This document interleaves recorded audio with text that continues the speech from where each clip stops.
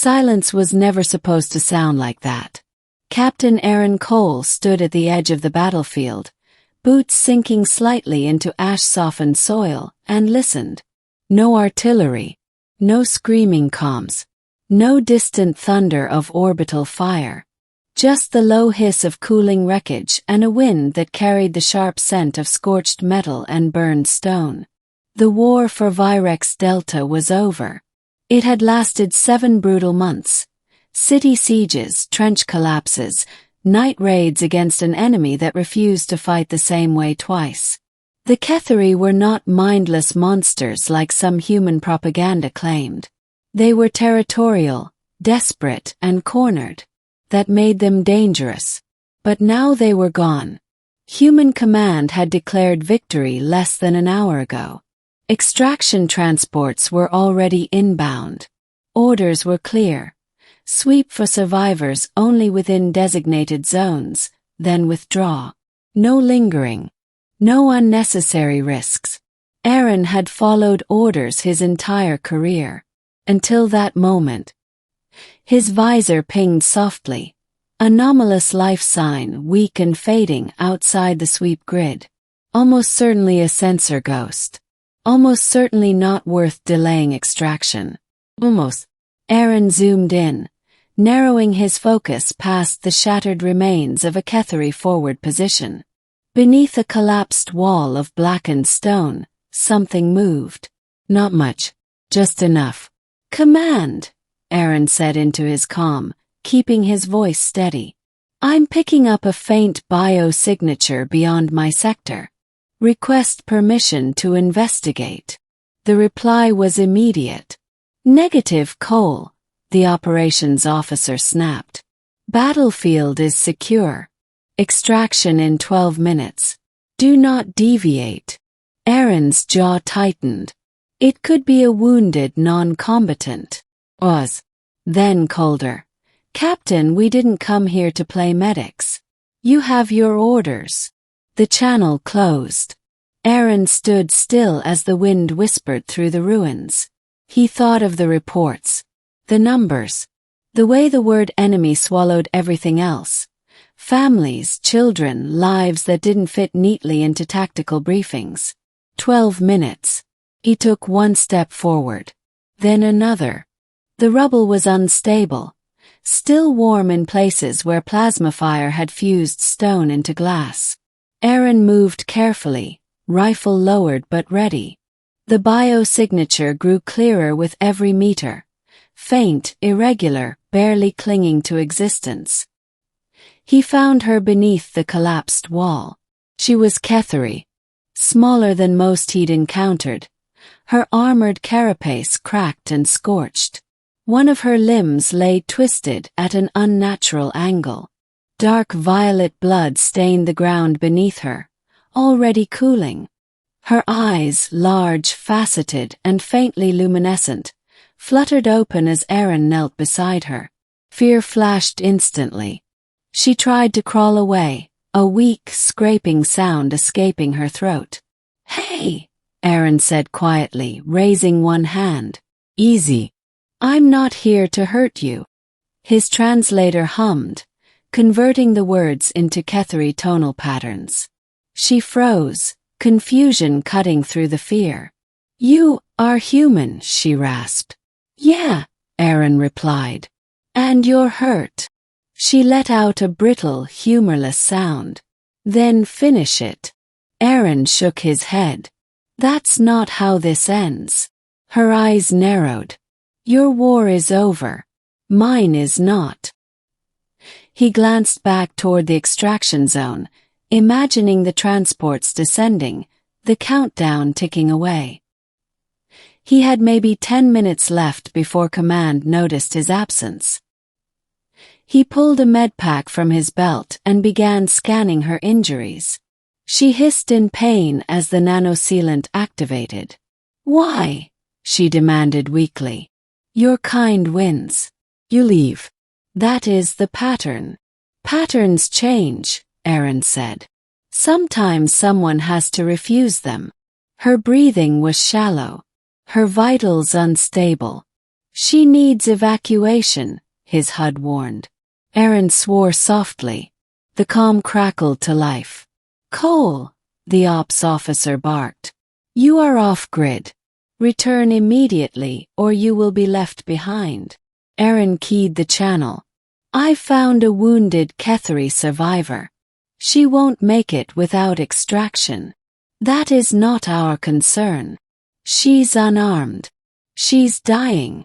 Captain, the voice said sharply. This is not a negotiation. Aaron looked down at the alien girl. Her eyes were fixed on him, searching, not pleading but watching as if trying to understand what kind of creature he was. He made his choice.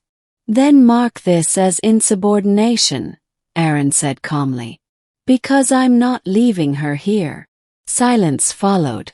Then, Cole, if you miss the window. I know, Aaron replied.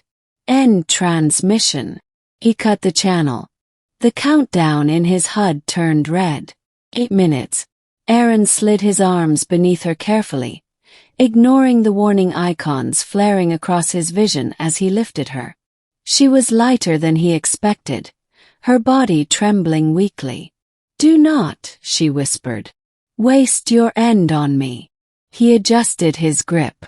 Funny thing about humans, he said. We're terrible at letting go. The journey back felt impossibly long. Every step jarred her injured limb. Every distant rumble made Aaron tense, expecting leftover hostiles or automated defenses to activate. His suit temperature spiked as the effort drained him. Halfway back she spoke again. My name, she said faintly, is Sekiri. Aaron nodded. Aaron, why are you afraid? She asked. He blinked. I'm not.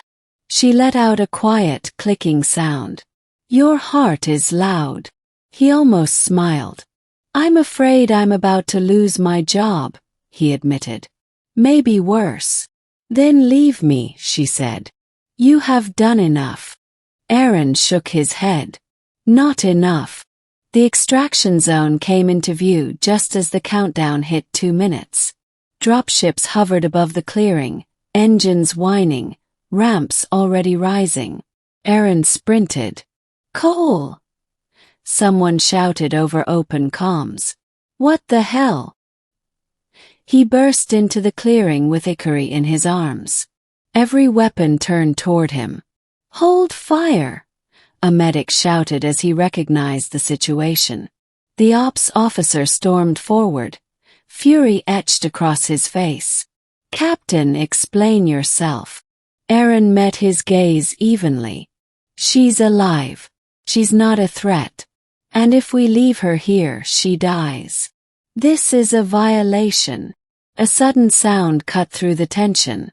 Hickory stirred in Aaron's arms, lifting her head weakly. Her voice carried, strained but clear. The war is finished, she said through the translator. Why does mercy frighten you more than enemies? The clearing went silent. The medic stepped closer, scanning her vitals. Sir, he said quietly. She's critical, but treatable.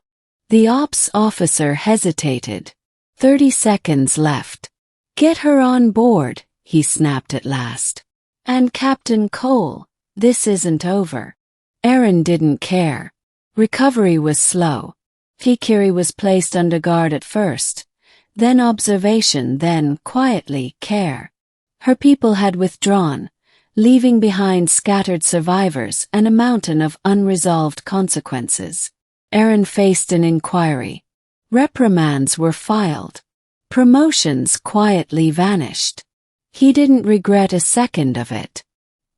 He visited Ikiri often during her recovery. First she barely spoke. Then gradually she began asking questions about humans, about Earth, about why they fought wars so far from home. And you?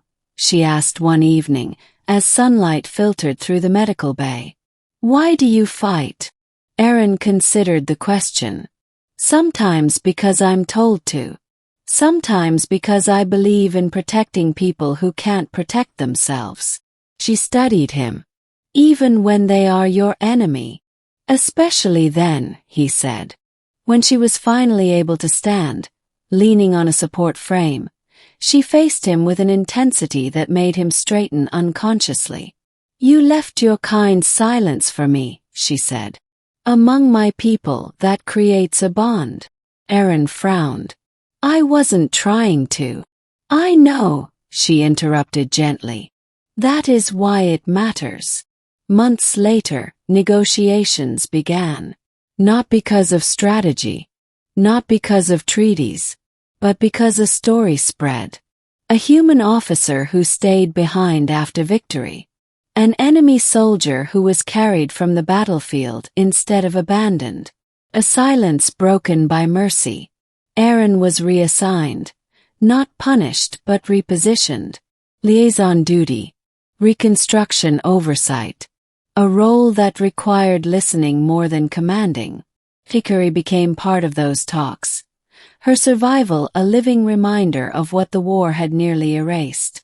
One evening, they stood together overlooking the same battlefield, now quiet and slowly being reclaimed by life. The silence feels different, Hickory said. Aaron nodded. It does. You refuse to abandon me, she said softly.